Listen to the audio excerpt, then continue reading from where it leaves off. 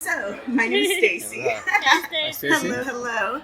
I'm with the Geekiary. We are an online publication, and I specialize primarily in diversity, LGBT Wonderful. issues, and then women's issues. Love it. And when I heard about the show, I was like, oh, okay, we got a little, because I remember that old.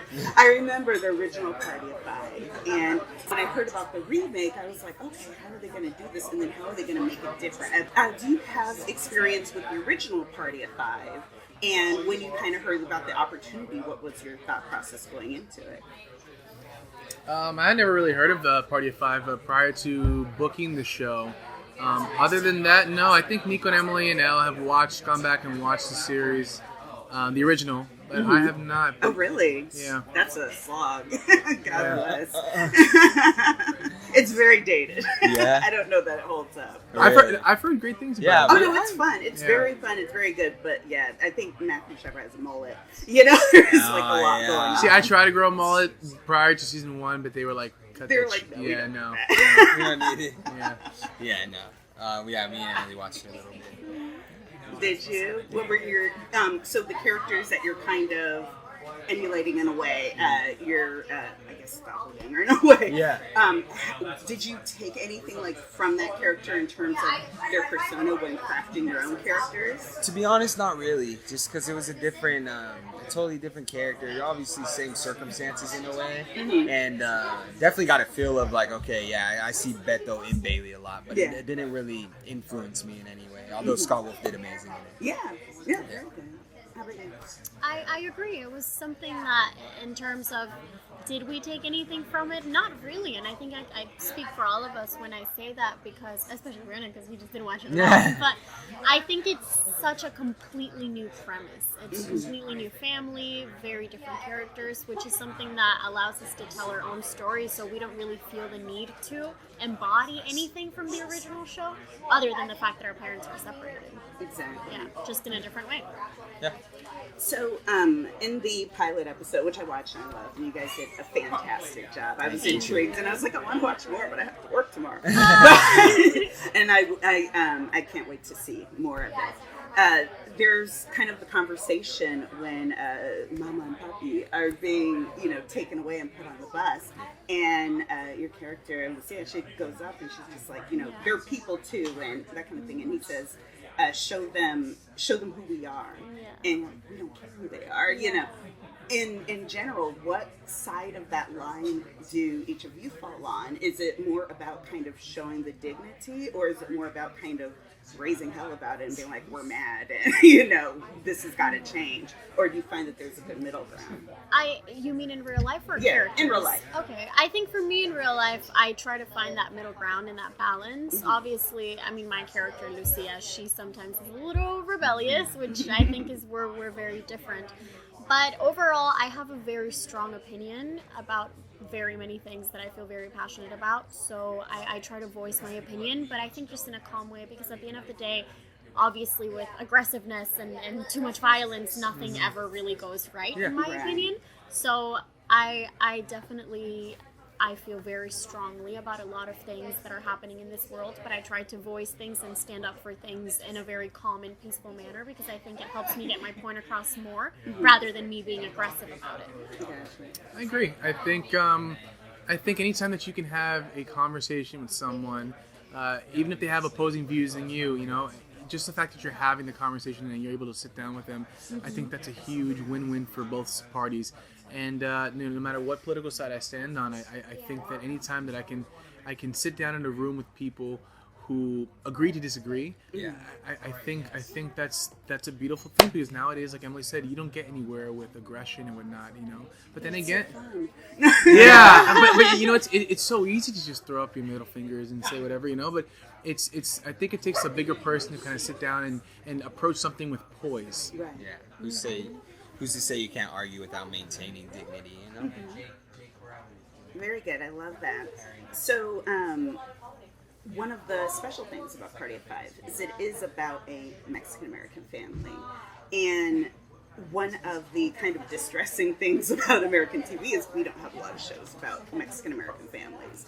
Going into this, and they kind of talked about during the panel with your character not being able to speak Spanish, Correct. and then, your character kind of being a dreamer and having that connection. When it comes to, do you feel kind of a responsibility to show all the different facets? Does that almost become a burden, or is it something that you try to go into naturally? I don't think it's that much of a responsibility per se. I think that the creators have done such a wonderful job at being able to very naturally portray every single aspect, not just within our characters, but also within other characters that come into the show. And not just about our culture, it's also about people with different points of views about what's going on, about the immigration policies. Like you could see with that teacher, I don't know if you watched the second episode or not, but there's the teacher in the second episode. She's also Mexican-American, but she has a different point of view that per se our family would have. Yeah. So I think that the writers and creators have done a great job at being able to naturally bring in different opinions and different perspectives, because it's reality. I mean, that's the world. Everybody has different perspectives. Everybody has different ways that they were raised or that they grew up, different views and values and morals, and that's kind of what we're trying to bring onto the show. And I think it makes that a show for everybody. It's not just one-sided. It shows every side. Mm-hmm. I did like Amy kind of saying that immigration is everyone's story. And honestly, especially for this country, it is literally everyone's story. And the way that, unfortunately, it's being told in the mainstream, in the news, it's good to kind of have a counterpoint to that, where it's like, hey, we're dealing with this, but it's still, everybody is dealing with this, Exactly. And I really like that aspect of it. Yeah, I think that, a word that gets tossed around a lot when describing our show is political, which it's not. It's not trying to push an agenda. It's just showing real life stories. It just happens every day in real life. So, yeah. Well, one thing that really holds true almost to the original is that the original had its own kind of politics, and we're talking mid-90s, which none of you remember or know. But it was a big thing when talking about birth control and talking about the idea of teenage pregnancy and those kind of things. So you're always going to have issues. I think that's what kind of compels. Yeah. I think what is happening now is you kind of have this umbrella of Mexican-American family party of five, and you need people to kind of get under that umbrella and say, but it starts with somebody, having the courage to be able to tell these stories, and which is why, correct, and which is why we're so blessed to be a part of a project that Amy and Chris and the rest of the writers have created, because they're not afraid to push the envelope. They're not afraid to just tell the truth. Here's what's happening around the world, and we need to speak about it. I mean, there are so many aside from our show, there are so many shows out there that are doing that, and because of that, conversations are now starting between parents and their kids. So I think it's very important, and we're blessed to be a part of it. I love that you said that, because I think that's very important overall in creating a project. It's not just about bringing that diversity and inclusion onto the screen, like bringing that representation onto the actors in the screen and the lead roles. It's also about what goes on behind the scenes, because obviously we wouldn't be casted if this wasn't a choice that they made. Correct. This story wouldn't be told because we didn't write this. We're just basically portraying these characters onto the screen, but we're not directing it, we're not writing it, we're not guiding the narratives. So I think that's why it's so important for everybody to be on the same page in order for us to bring more diversity onto the screen, not just as actors, but also as directors and writers and creators.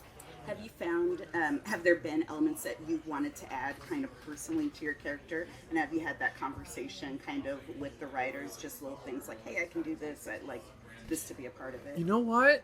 I found that the creators of the show have done an amazing job at implementing things that kind of complement us in real life. I think it's because they know us. They got to know us.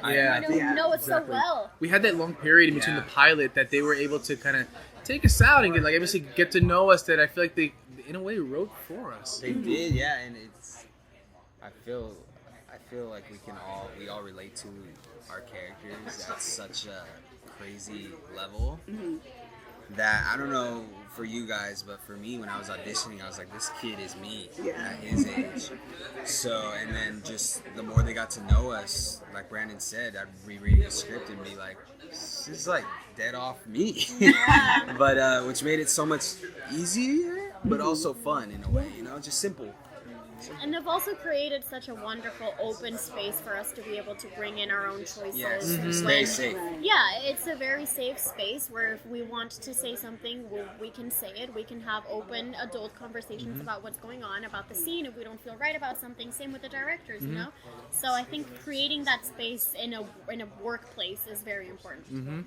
And how do you all kind of, I know this is like the ping question, but how do you kind of relate with one another? Because the casting on the show has been fantastic. And I'll just say that even from, like, we were talking about Bailey, you know, he is kind of that middle child. You know, he has a heart of gold, but he also has, you know, a little chip on his shoulder at some things. And you kind of have this rebellious, like, not necessarily rebellious, but almost like a kind of lackadaisical, like, I just want to do whatever I want and live my life. I don't want anything extra, you know. And the archetype, but the chemistry between you guys, especially moving from, hey, you know, this situation is happening, and we have the oldest character who is not necessarily estranged, but a little bit set apart because he's moved down, saying, I'm back. And I'm in charge. Back, baby. What's up? How do you kind of build that relationship between each other so that siblingness kind of shines through?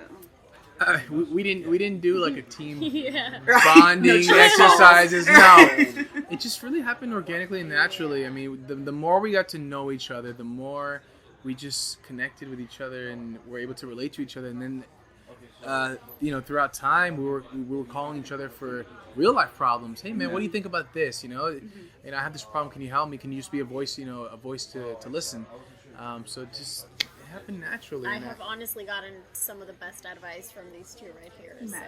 Very good. Yeah. It's one big family. I don't know how to be more. Explain it more than that. Yeah, we're very lucky, and not just us. Everybody else, like the crew members. Yeah, the crew. Oh, You know, good. everybody got really close on set, and Yeah, it's been a because that's wonderful. not the story for every set. No, so no, it's I've heard nice. horror stories. Yes, Yeah. it's very. It's a blessing because now you think about it going forward and other projects that we work on in the future. It's probably not going to be like Right. Right. Take We're more spoiled. pictures We're now. very Exactly. spoiled. So let's hope that we go on for 10 years. There we go. Exactly. 6 years, or 6 seasons. Start having Yeah. gray hair. Yeah. Try to soak it all in right now. So, kind of character by character, kind of give us something to kind of look forward to in this upcoming season for your character. I think for Beto, you're going to be able to see him struggle to find out who he is, but then towards as the season goes along, you see that he's content with life in terms of he knows where he fits in and where he doesn't, and he just goes along with the ride. So, yeah. I think for Emilio's character, I think we start to see him really sink into the role of being a parent and a father figure, and also understanding the fine line between being their brother when he needs to be, and also their guardian when he needs to be. Right. I think for Lucia, you're going to see a lot of growth from her throughout the I season. think that's going to be right. Oh yeah, it's gonna be fun watching her grow and watching her get involved with activism more throughout the season. That's gonna be really cool, and she's going to be a little confused about a very important part of her identity, which you'll see throughout the season later I think on. we got a little And hint of that in yeah, the first so episode. I think that she's dealing with a lot of things, not just in her outside world, but also within herself. But you, at the end of the day, just find her trying to navigate through everything in the most calm way possible, and she matures a lot throughout the season. Very good. Well, you guys, thank you Thank you, so Stacey. much. Thank Yeah, you. thank you for having us. Yes, and I'm just so excied for the show.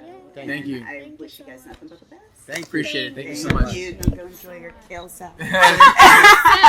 Quinoa salad. Oh, man. Thank you very much.